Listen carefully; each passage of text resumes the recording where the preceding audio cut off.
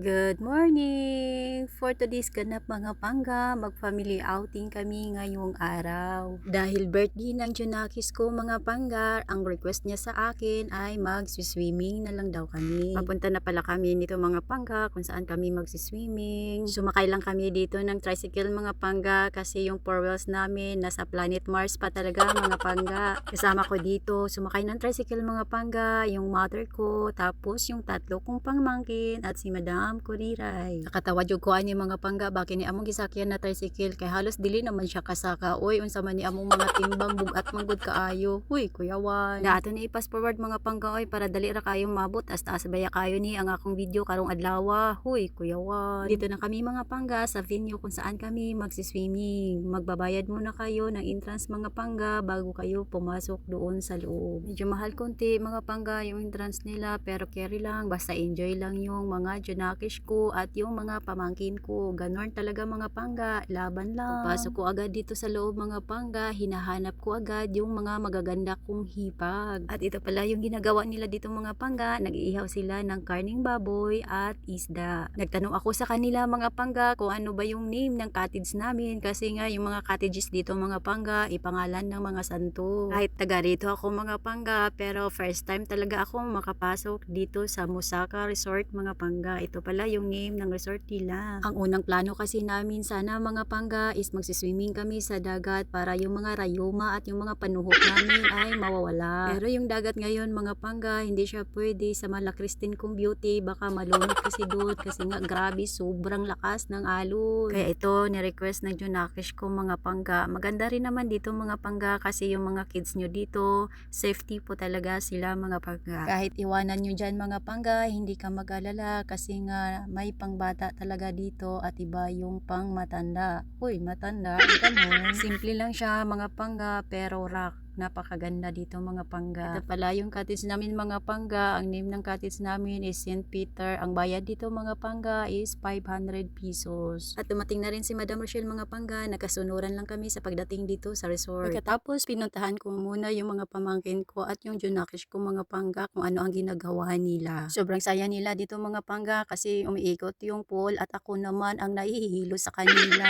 Pag magkasama yung mga magpinsan mga pangga, sobrang saya talaga nila at masaya na rin ako kung masaya yan sila mga pangga. At pinuntahan ko naman dito yung dalawa kong mga chikiting kong mga pamangkin mga pangga kung anong ginagawa itong dalawa dito. Kahit iwanan mo yan sila dyan mga pangga na maliligo, hindi ka mag-alala mga pangga kasi tamang tama lang talaga yung tubig dito mga pangga para lang talaga sa mga bata. Pagkatapos ko silang tignan mga pangga, bumalik na ako doon sa cottage namin para makapag-prepare ng lunch namin. Alam kong gutom na yung mga bata, pati ako gutom na rin. Uy, kuya Simple lang talaga yung celebration ng anakis ko mga pangga. At least masaya at good health naman ang pangangatawan niya. Ayun ang importante na masaya siya mga pangga. At tinanggalan ko na ng straw yung lechon namin dyan mga pangga para makakain na kami. At inaantay na lang namin yung maluto yung sinugmang karning baboy at yung isda na niluluto nila mga pangga. Nagrereklamo na yung Junakis ko dyan mga pangga. Sabi niya gutom na daw siya at ako naman pinuntahan ko yung maanti niya kung naluto na ba yung inihaw na isda at ito konting-konti na lang mga pangga at ito ay maluluto na. Sabi ko naman kay Madam Kuriray, okay na yan, luto na yan kasi gutom na daw yung mga bata. Ayan na mga pangga, kahit hindi pa masyado luto yung iba kasi nagrereklamo na tong mga dalagingging na gutom na daw yung mga beauty nila. Huy, kuyawan. Sabi ko sa kanila, bilisan nyo at kayo makakain na, mahirap na pag kayo ang mapasmo. Huy, kuyawan. Bago yan mga pangga, kinantahan muna namin ng happy birthday yung anak ko. Happy birthday to you.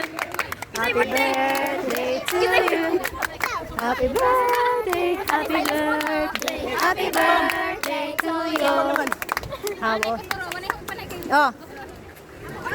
Asa man mo kadila? Wala kay Toro. Wala na lang, wish na lang. Wish na lang. Okay na na. Share na lang. Share na lang.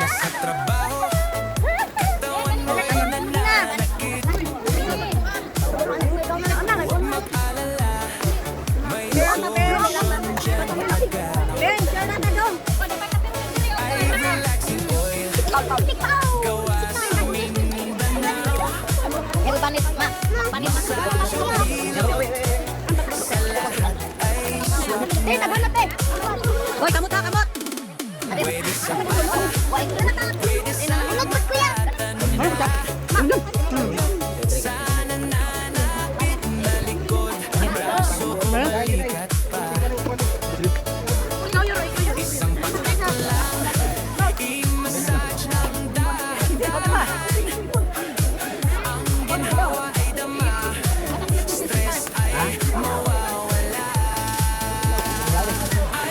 Agway na anak na kulo.